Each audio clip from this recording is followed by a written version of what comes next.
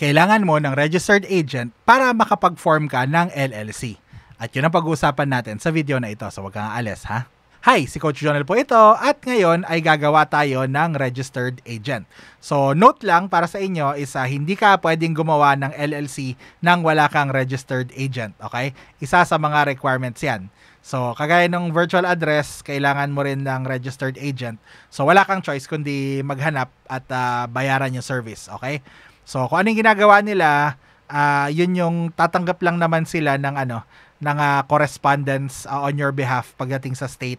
Kunyari na demanda ka, ganun din. Pero for the most part, parang naka-parking lang sila. Parang nirerentahan mo lang sila, parang ganun. So medyo extra gastos pero requirement sila, kailangan mo eh. So kailangan mo magbayad niyan, okay? So punta na tayo sa screen ko at papakita ko sa inyo kung paano maghanap at kumuha ng registered agent service, okay?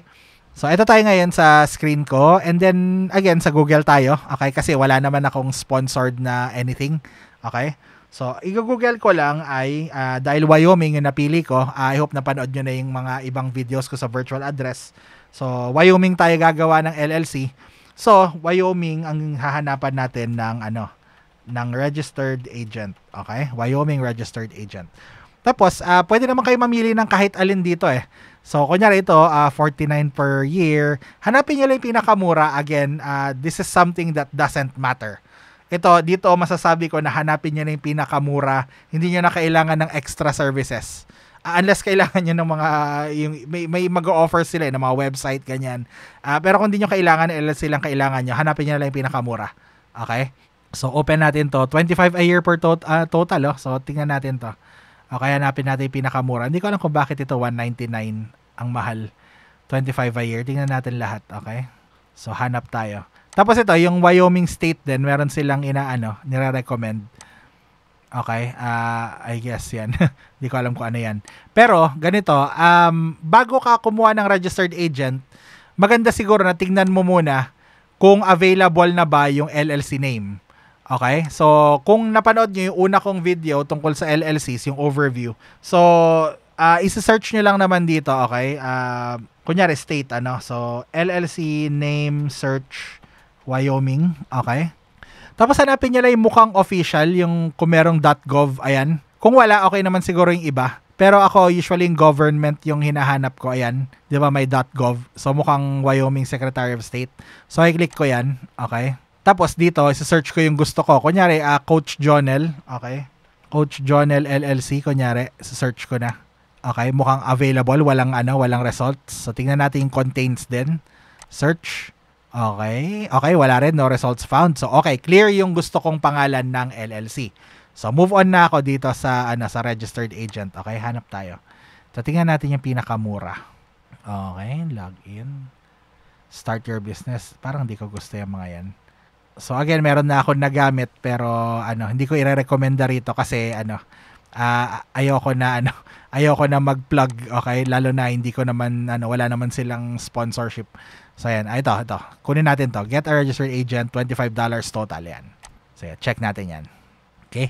So yan, kaya kailangan mong i-search kasi medyo chicken and egg eh. Kasi 'di ba, kailangan mo ng registered agent para makagawa ng LLC. Pero, kailangan mo na ng legal name para makagawa ka ng registered agent. So, kaya sinabi ko na mag-name search ka muna para makuha mo na to. Okay? So, i-name search mo yung LLC kung available, tapos saka mo gawin yun. Yun na yung gamitin mo rito para sigurado. Okay? Kunyari, yung hinarap ko kanina, Coach Jonel LLC. So, Coach Jonel. Ngayon, pwede mo i-type yung LLC dito. Pwedeng hindi. Pareho lang yan. Okay? Ang mahalaga dito, ito, pipiliin mo yung LLC. Diba? Ilagay mo na lang siguro para sigurado. Pareho lang naman. Okay? Tapos, dito, notify your attorney of a lawsuit. Wala naman akong abogado. So, no na lang. Changing your registered agent. So, wala naman akong dating registered agent. So, no. Contact information. So, ito yung pangalan mo. Okay? So, again, Coach Jonel. First name, last name. Okay?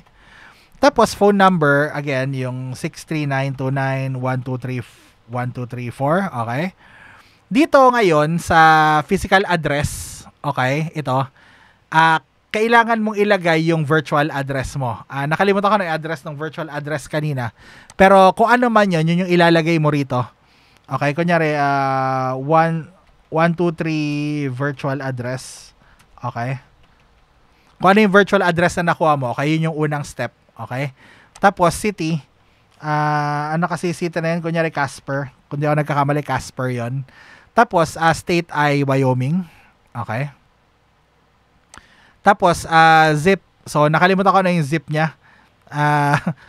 Tingnan natin, okay? Casper, Wyoming zip. Okay. Ayan, so, kunyari 82601. Okay. So, kunyari 82601 yung zip. Okay. Yan. Tapos, account setup. So, ilagay nyo lang yung email nyo rito. Okay. Again, ito yung email ko na pwede nyo akong email kung gusto nyo magpaturo. Okay. Or, kunyari, meron kayong service na gusto nyo i-hire. So, yan yung email ko. Okay. Tapos, password. So, gawa na lang tayo ng something dito. Okay, na password. Okay, match. And then, Wyoming Business Presence Package. Malamang bebentahan nila ako ng virtual address. Di ko na yan kailangan. Okay, nakita nyo extra. So, annual report compliance. Mukhang libre naman. So, tapos, magbabayad ka na lang. Di ba? $25. Ayan, so, dito, pagkabayad nyo, may lilitaw. So, okay na siya nun.